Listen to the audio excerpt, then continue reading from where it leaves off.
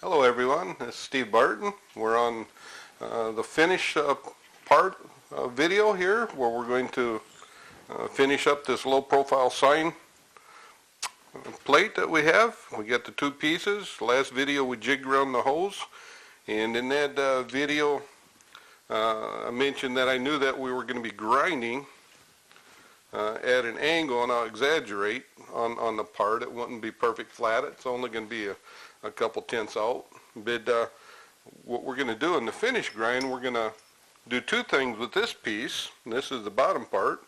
We're going to grind the bottom of this as well as the top. We're going to true that up so that the pin is running straight.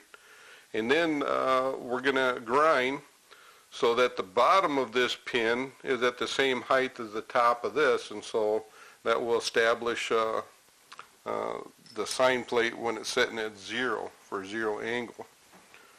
And then that way also you have to have it that way, because if you're off at this point, if you're a few thousandths off from the bottom to here, no matter what angle you're going to be a few thousandths off in that distance.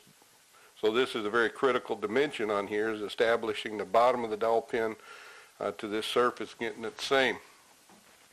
We'll show right now where we're at on the indicator, and we'll find out what side is high. And let's see.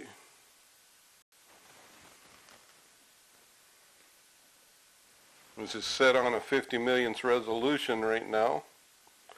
Very sensitive.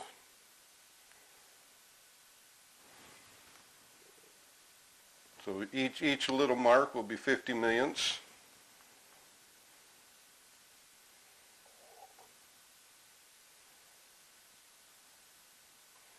And you see we're about 3 marks, 150 or 1.5 tenths low on this side and high on that side. So what we're going to do to try to take in,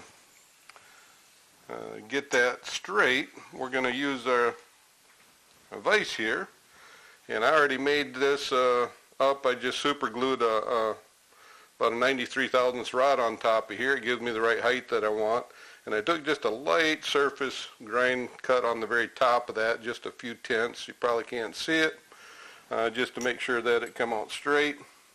And I'm going to use this in the vise, kind of set it up in the middle, and I got the rod in there because what I'm going to be doing, I'm going to be tapping this around. I want it to stay flat, but I'm going to be tapping it around in the vise here too to try to get this straight. And so once I get that straight, and I know there's a bow in here as well, once I get that all straight, and then I can start tightening things down, and then I can take care of this surface.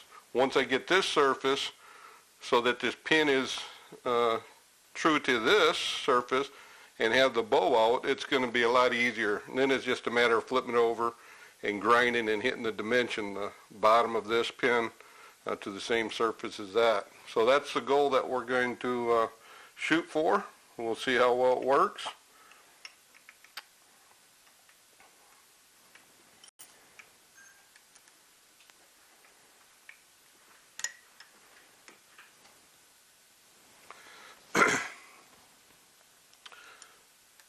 When you're doing something like this, you have to be real careful. You don't want to snug it up too much. You just get it kind of finger tight, because I know I have bow in that. If I tighten it too tight and I start tapping around with that plate being thin, I'll never work that bow out. It will flex inside the vise there and cause troubles. So this may take a few minutes to get this set, but right now what we're going to do is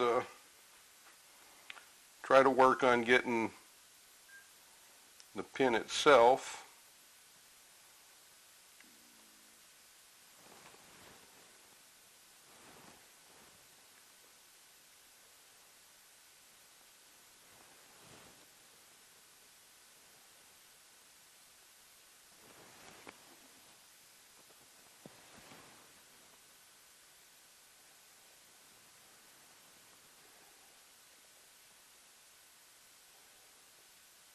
and you can see I'm not even touching right there.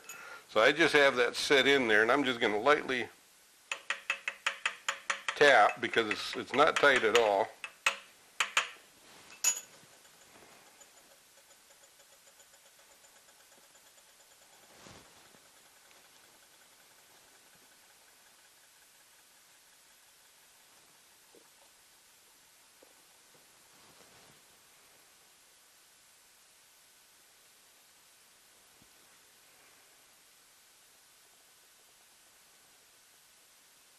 Okay, now we're within range.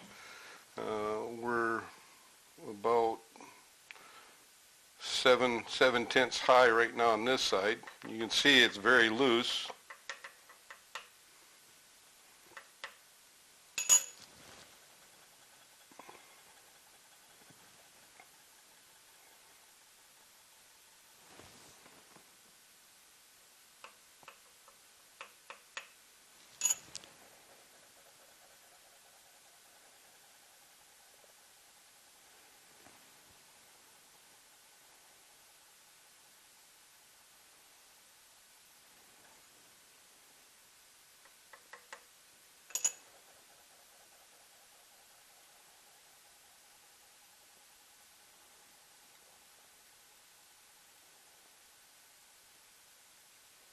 Now we're pretty close. What I'm going to do is, actually I'm going to check it this way.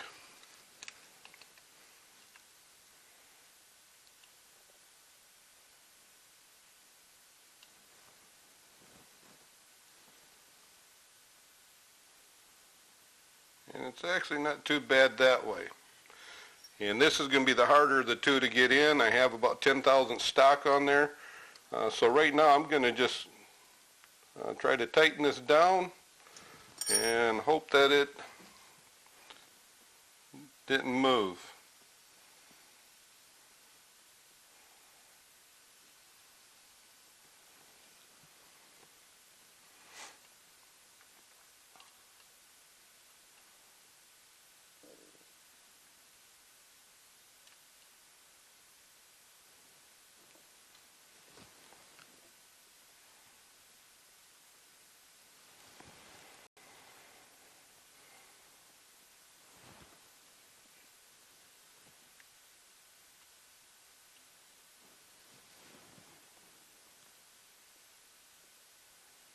There were -1.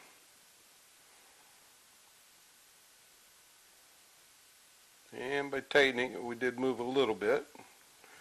So it's low at this point. It's high here.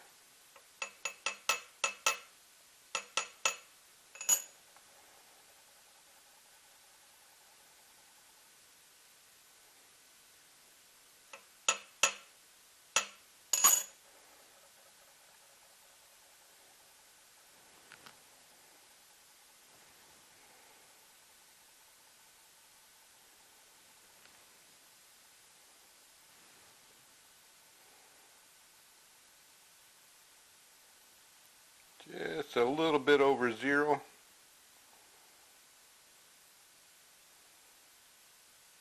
And here it's high now on this side, about 1/10.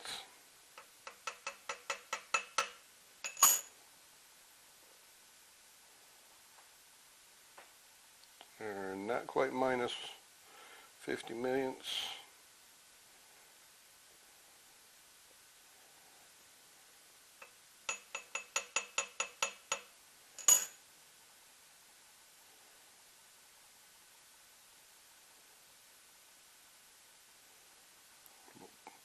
+50.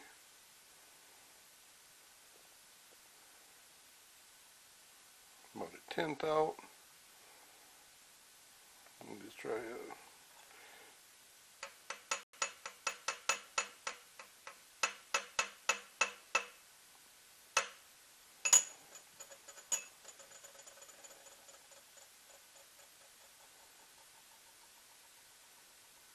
There, we're just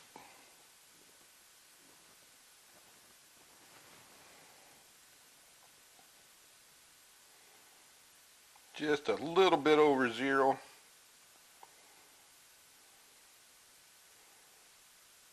Well, when we tapped her out, again, it's going to be chasing my tail.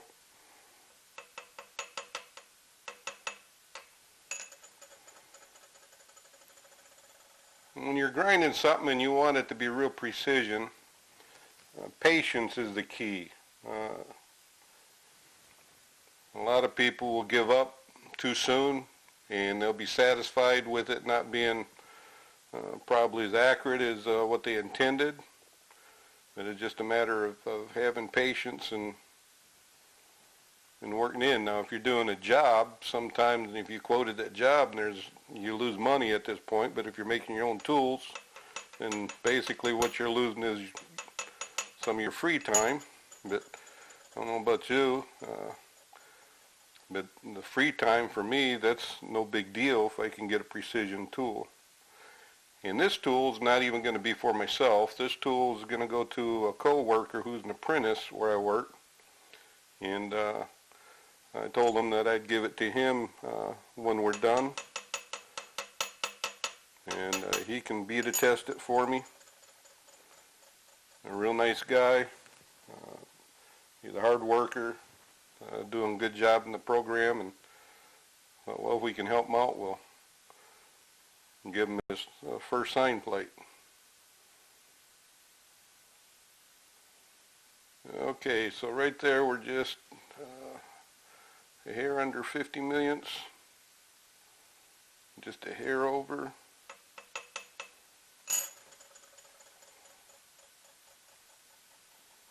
It looks like it's right on zero.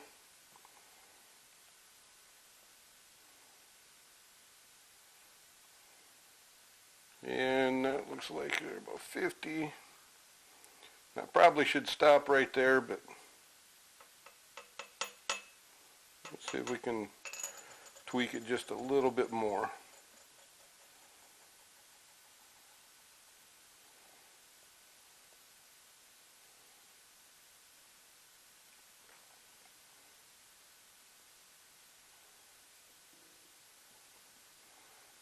Still about 50.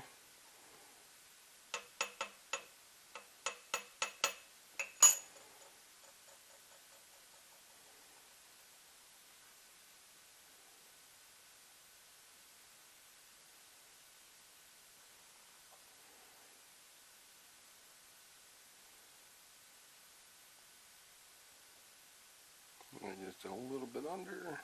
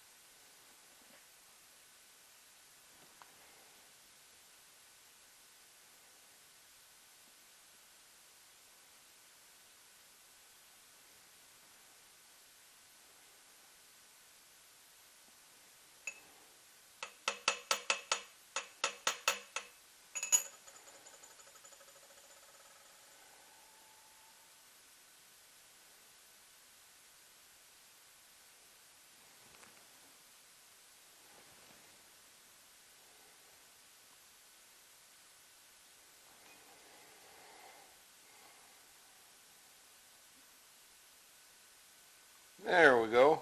It looks like we're probably within easy 50 millionths. Let's see if we mess this up. And that's sometimes a situation you end up chasing your tail. And I have it tight enough that I don't think it's going to move while I grind.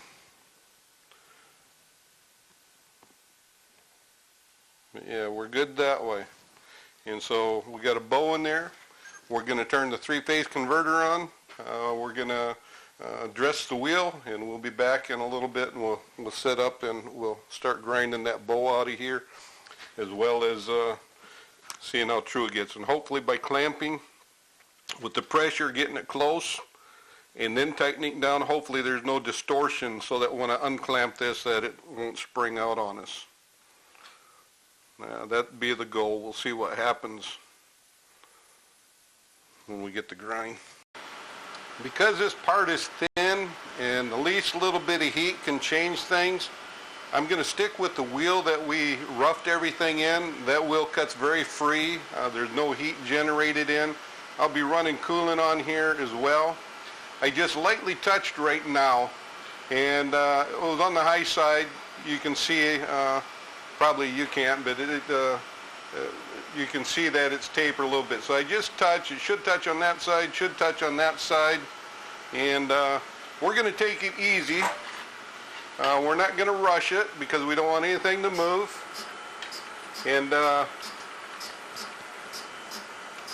see if we can get that coolant adjusted a little bit better in there.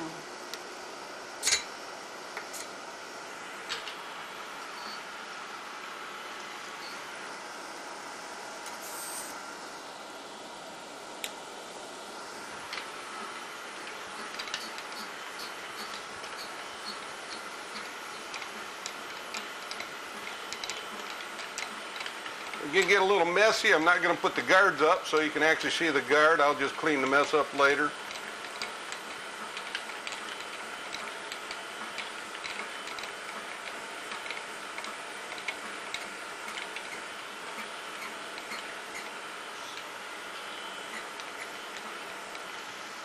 So we cleaned up a little bit on this end, a little bit on this end. Both sides are this direction where it hit heavier, light there, so we know we're setting different than what it was on the granite. And hopefully that's going to line up nice and true with the pins.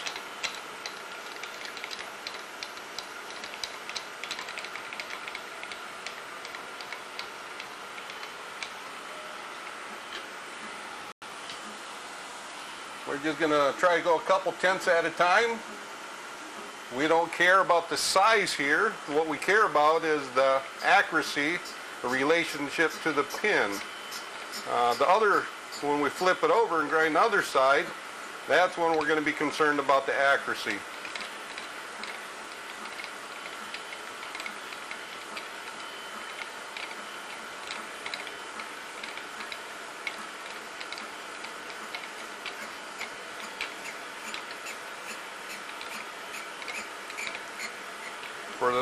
For those who like grinding content, you probably already know Stan at Bar Z. He's been doing this for a while, but you might want to check him out if you haven't seen him in a while. He's got a new toy, a Herrick fixture that he grinds between centers, and his latest video, he took a round square and he trued that up. He did a real nice job. Extreme accuracy that you can achieve with those, and for those that would like to do some OD grinding on their surface grinder, that's a nice tool to have right there. You might want to check him out. I find I've been looking at a lot of YouTube videos here the last 3 or 4 months, and some of them I actually apply some of the things I learned to my day job. My day job, I run a Morisiki NL 24 or 2500 with a Y-axis with live tooling. It's a CNC lathe. And one of the videos I watched was a real help. It was from Edge Precision, and Peter got some really good content. If you like CNC, check out his site. I'll put links to him. But anyways, he come up with an idea that he's been using for a while. I never even thought of until I saw his video, and when I saw the video, the light bulb went on, and man, I gotta use that. But what he does is he's taking his 4-jaw chuck and mounting it on his CNC lathe, and he's cut dovetails into the jaws, and then he cuts a dovetail into the work, and the holding power that he has is quite amazing. The parts that he was doing was like 9-inch diameter, 20-something inches long in this Inconel. I think if I remember right, he said each of those parts were about $5,000. So it's something that you definitely don't want to scrap out. But check that out, because you can apply that to manual lathes as well. Now, he used a 30-degree dovetail, and he used a 3/4 inch in the length. And by doing that, he would have trouble with that fitting in a hydraulic chuck, because the chucks wouldn't open wide enough to receive the material. Two things you can do. You can cut flats 120 degrees apart, 3 of them, and then you can probably load it in, line the flats up with your jaws, load it in and spin the part and make it work. And so anyways, we have hydraulic chucks, and what I did, I went with a 20-degree angle, a 1/2 inch back, and it worked awesome. We can load it into our hydraulic chucks, the part, and the thing holds really tight. In Peter's video, he takes a big mallet, and he takes one of those parts he's got loaded that's 20-something inches, has an indicator on the end, and he's whacking that thing pretty hard, and he can't get that thing to spin untrue. I mean, it's right there. And we had one of my co-workers, we have an Akuma LB15 CNC lathe. We also have the same chuck on both lathes, and so one of the co-workers was using that dovetail, and he had probably about a 7-8 inch diameter part, and he didn't, with one of his settings, I think he was in a rapid feed, and he thought he was less, and then he was kind of trying to face part off or something. But he ran the tool, the roughing tool, he ran it into this big part, and it hit so hard that it actually broke the carbide and the carbide seat, and it actually stalled the machine so that the spindle just stopped. But he told me that when he looked at the part and he got everything back going, he said the part, he said he couldn't even tell that it moved. He said it was nice and solid. And so Peter, I just thank you for bringing that idea up to us. It's an awesome idea, and it works great. It brings the safety level way up. In order to have a part fly out, you're going to have to actually break the bolts out of the jaws. You're going to have a pretty serious crash to mess things up. And anybody that has done large diameter lathe work, and you don't have much to hang on to, you know how that can be kind of a stressful thing to do. So if you're interested in that kind of stuff, you can actually apply it to a manual lathe as well. Peter, he had to do this because the parts that he was doing was Inconel, and he says he had like, I think 12 of them. They're 9-inch diameter, 20-something inches long, and I think he said each of the blanks was like $5,000 alone just for the material. So you definitely want to be holding that. You don't want to have any oopses. You want to make sure that it's in there tight, and that it. The other thing we found out about this was that it was very repeatable. You can pull the part out and put it back in, and it was very repeatable, very accurate. And so just an amazing idea. And then the way Peter's done the dovetail, if you watch his video, the way he has the dovetail seating against the part is just genius too. He's got the maximum strength and picking up the biggest surface between 2 points, so that makes it a lot stronger in the contact, and you can tell he just thinks this stuff right out. Well, we have 100% cleanup. I'm just going to try to take a real light pass on here, blank pass it, and hopefully this side, when we unclamp it, it will be good and it won't move.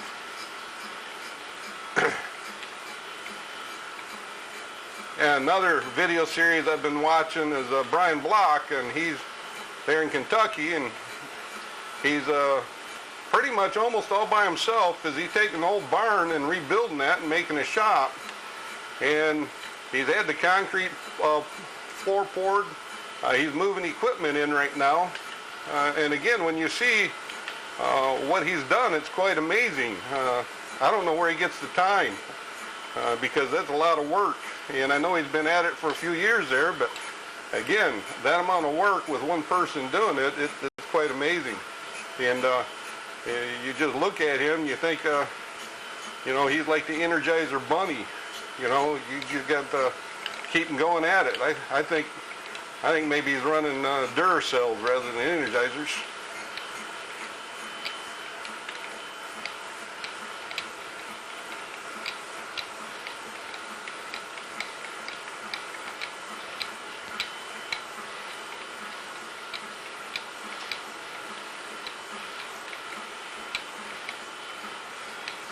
There's a lot of good content out there.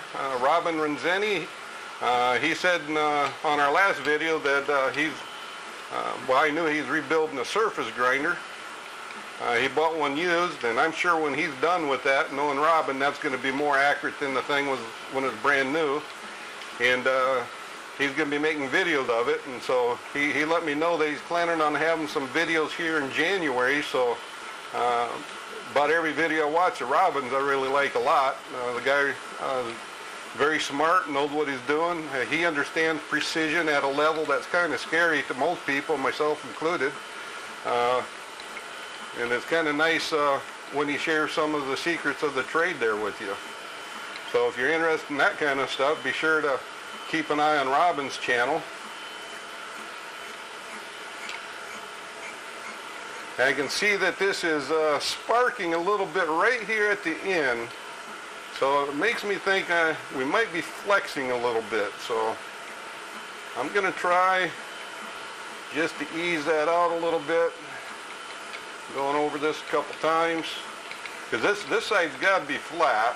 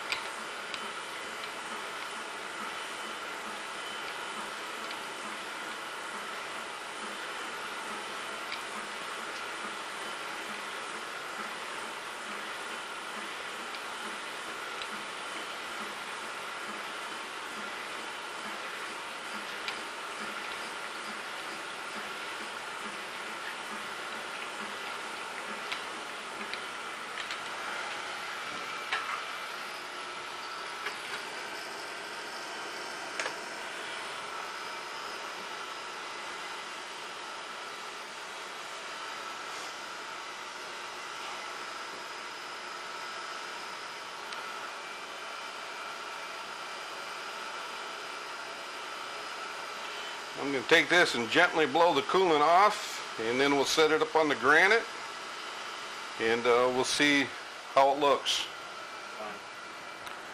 Okay, I just got this set. Well, let's see what it looks like.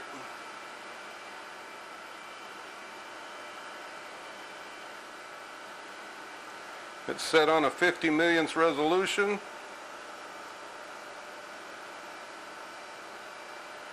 So it's within 50 millionths as far as the flatness. Let's see if the pins are straight.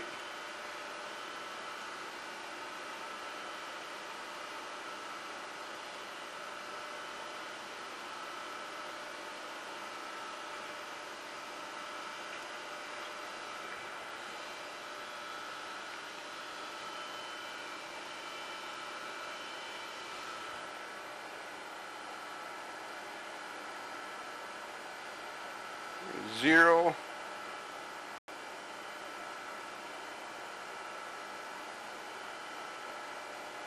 Zero. So it looks like they held straight. So hopefully when we take the pressure off of here, hopefully it's not distorted. And we can check off of this surface. Let me clean this off a minute.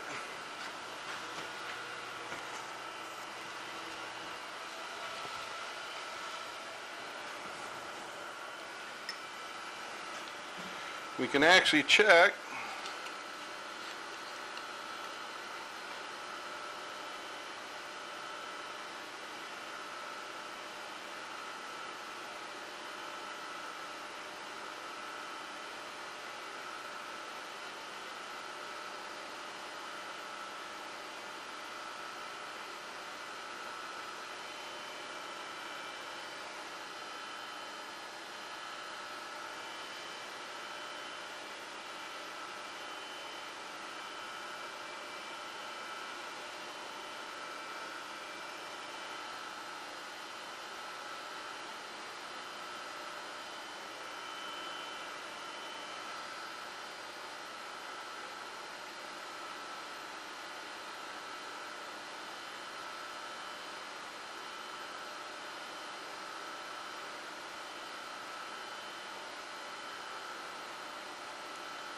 looking probably less than 25 millionths.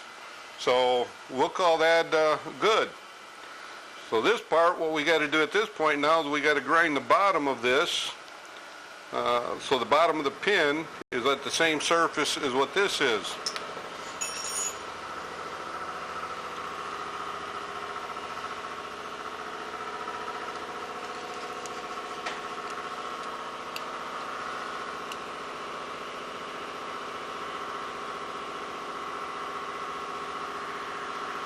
And I know this surface isn't flat with the other side yet, real good. I know there's a little bow on there, but I just want to kind of take a look and see where I'll be at.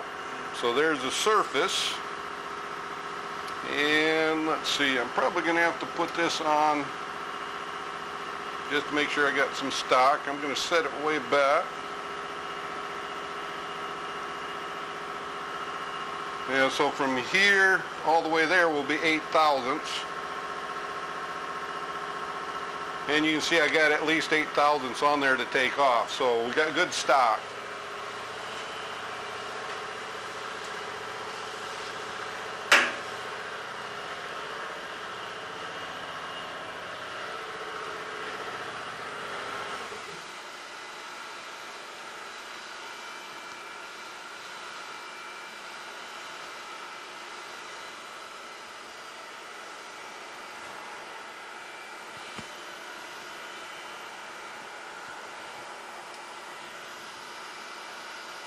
And here's where we got to be careful too, because if we generate heat, we can re-warp that, where that backside won't be flat, and we'll have to go through the steps all over again.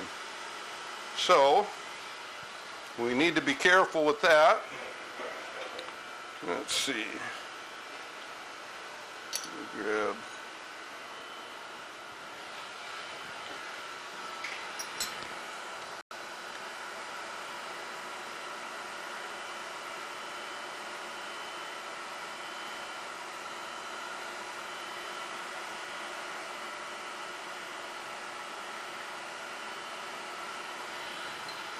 Use that as a spacer. I'm going to turn it on full magnet.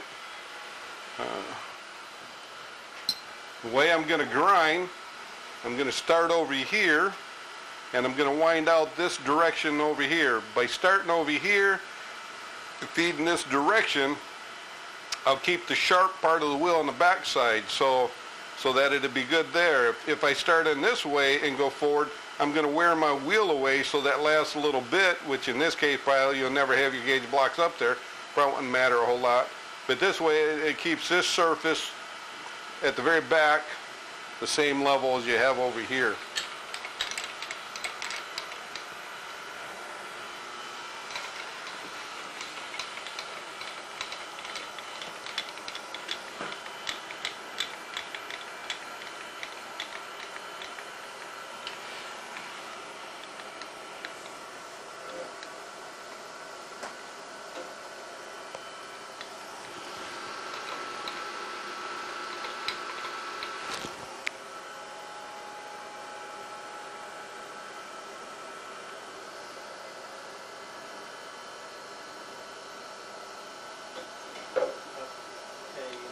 Okay, I just touched off over here, and it's interesting because just the opposite side is high on this side now, low on that side.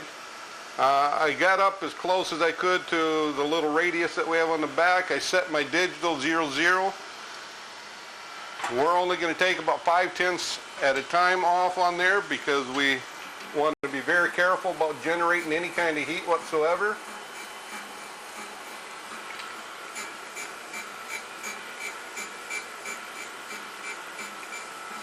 And it looks like we just moved a little bit there. And this is the problem. I don't have a fine pole magnet. My poles are running this way, and getting that in the right spot. I'm going to turn it off right now while I'm ahead because I saw it just move a little bit, even at a full magnet. Let me line this up just a little bit different.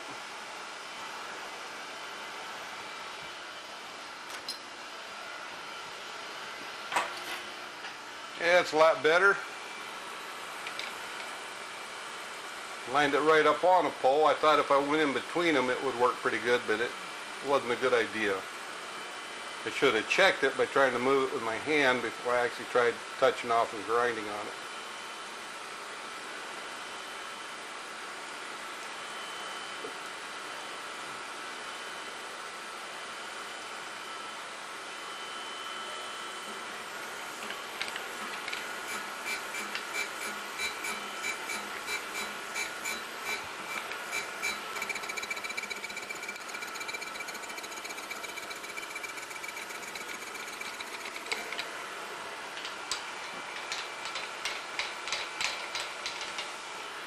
Another video I recently enjoyed was from, I hope I'm getting his name right. I'm not even going to try his last name, but Stefan. He's from Germany. He works in a stamping factory, and that last video he did, he was showing how to stamp out of copper, some thin copper. He made some punch and dies, strippers, and he showed the principles of die stamping, some basic principles, and I found that interesting because most of my career I've worked in a deep drawn metal stamping, and so all those ideas you know, you have to know in that trade, and he actually simplified them, did a really good job of explaining what he's doing, and it was just a nice video. He's got a lot of other excellent stuff. He's another one of those who's a master at his trade, and if you haven't seen him or any of his videos, he's got some excellent content there. I encourage you guys to take a look there as well.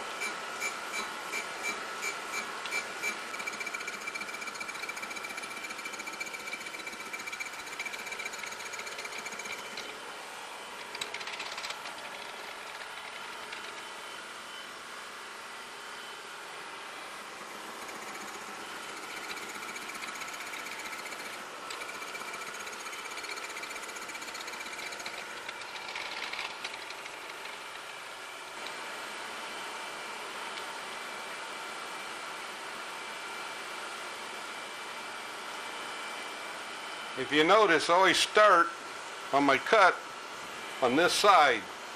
And the reason I do that is because when I feed the part in, the wheel's turning this way. If it hits anything, it'll have a tendency to knock it away. If I started my cut with my wheel on this side and I end up winding down too deep, or I wound too far past 0 on the Y and I'd hit the side, the wheel's going to grab the part, if it's on the other side, and is going to drag it right into the wheel, and that can get ugly real quick. So this is just a little thing. You want to get in these a little bit of the safety mode. It'll save you a lot of grief just getting these good habits developed and using them. I'm going to get about 4 or 5 thousandths off total, and then we'll check it because I know I got a good 8.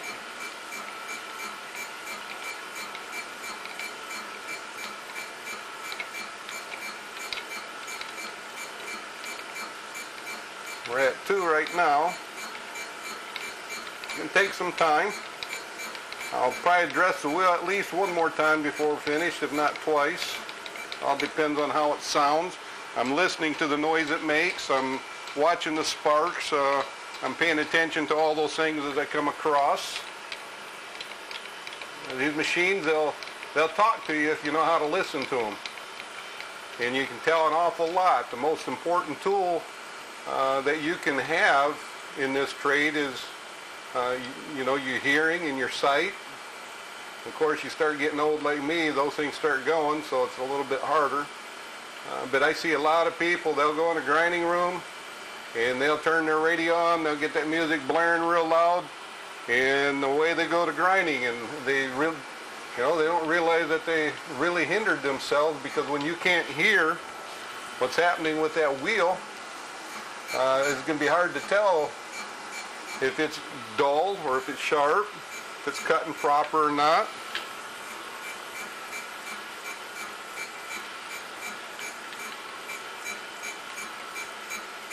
I always like it as quiet as I can so I can hear things.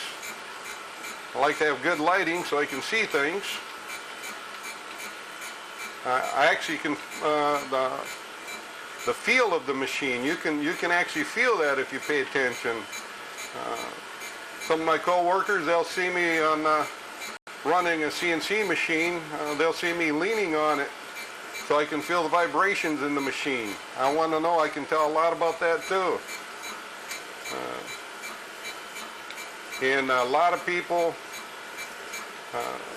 especially some of the old timers like my dad, you know, he spent his whole life on manual machines and he developed a feel.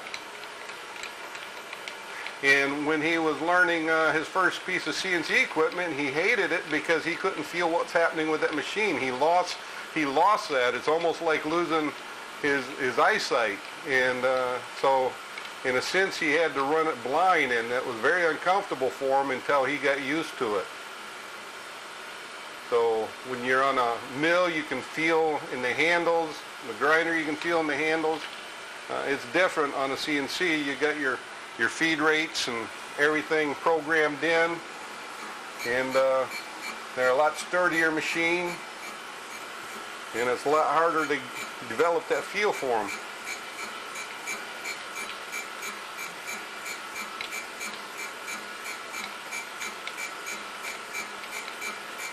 Well, we have this part finished.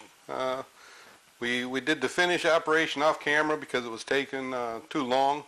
We're going to have to come back probably tomorrow with our last video to show the highlights of grinding this one in and grinding the dowel pins, and then the thing will be done. I thought we'd be done with this one, but or done with this video, but this part is taking a little bit longer. But anyways, you can see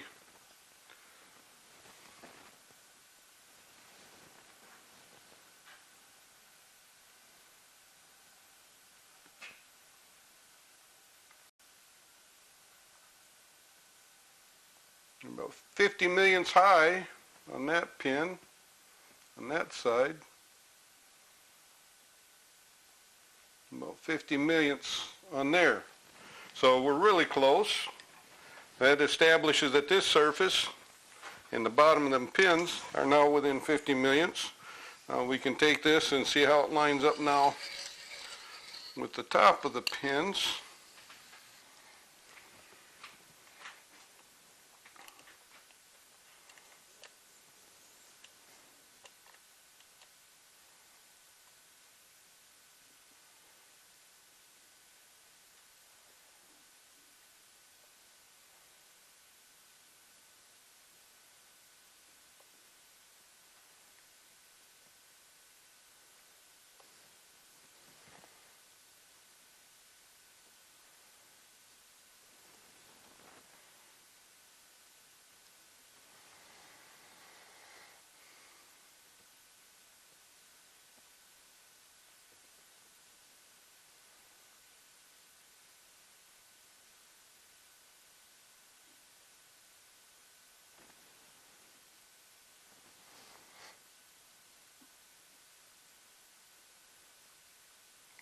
Just a tad high of zero there. And just a little bit low zero there. And this is the other pin, and it should measure the same. If I can get her on there good.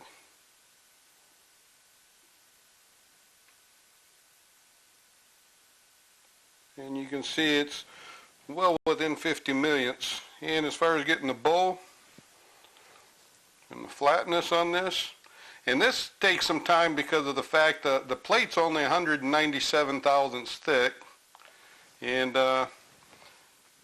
if you get in too big of a hurry, you get too aggressive, you're going to throw another bow in it, and then you got to start all over and work it out. And so each one of those marks is a 50 millionth resolution. And so you can see how nice and flat that is. Hitting some particles there.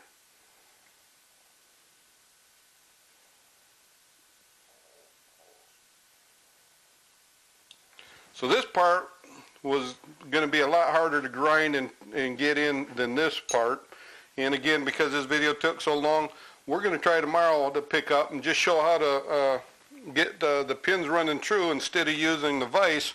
We'll show how to use it on the cube and get that in, and it's actually a lot easier to do on the cube.